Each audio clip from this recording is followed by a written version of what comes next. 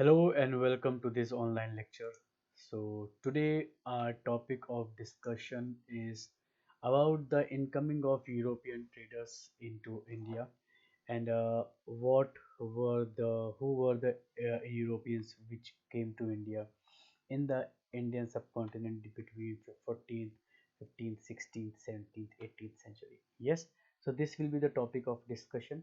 So first of all, we all know that the British period or the British Raj came to India and they ruled over India for a very long period of time. But one thing is very much needed to understand that Britishers were not the only person who came to India. Before Britishers, there were many European colonizers or various countries who came to India for various purposes, like for trading. Some also came to conquer some parts of India, right? So the advent of Europeans in India refers to the period of European exploration, trade, colonization into the Indian subcontinent, right? So the era begins with the 15th century.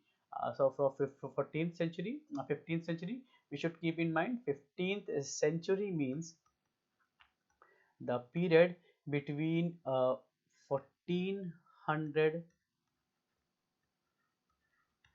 to 1499, right? So this these 100 years is the 15th century. So you have to understand that which century uh, which years comes in which century. So the Europeans came from 15th century, and the first European were who came, who touched the coastal region or the coastal water of India, was Portuguese.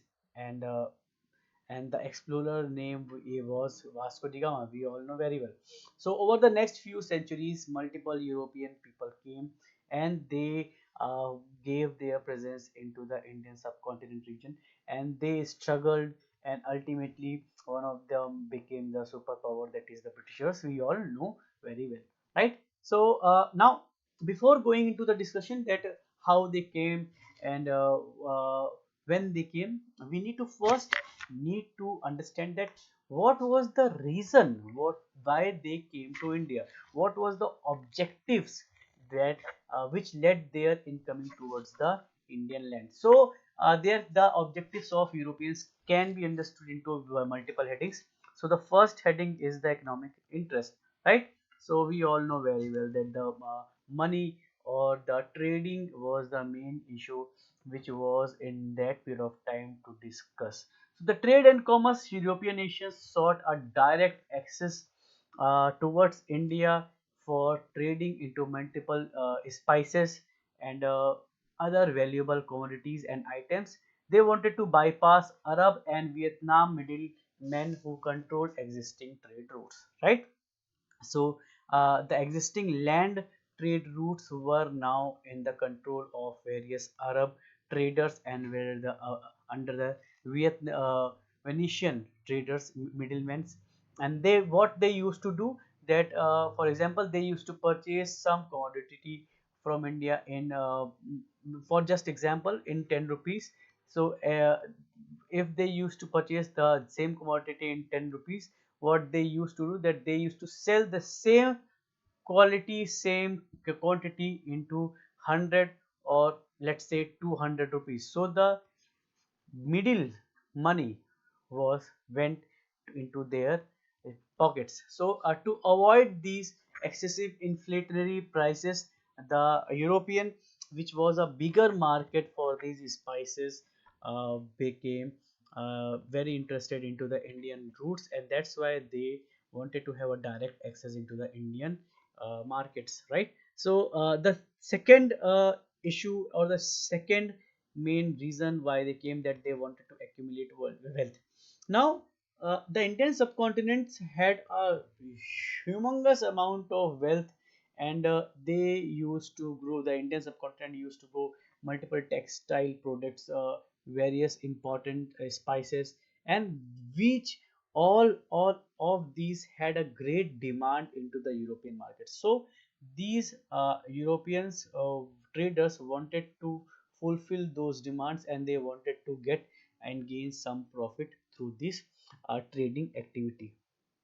Then the another very important reason why they came towards India is the geopolitical as well as their strategic interest. So the navy by 15th century became a very important means through which a dominance of any European power can be proved. So the control over the Indian trade routes was very crucial for the dominance of the any country.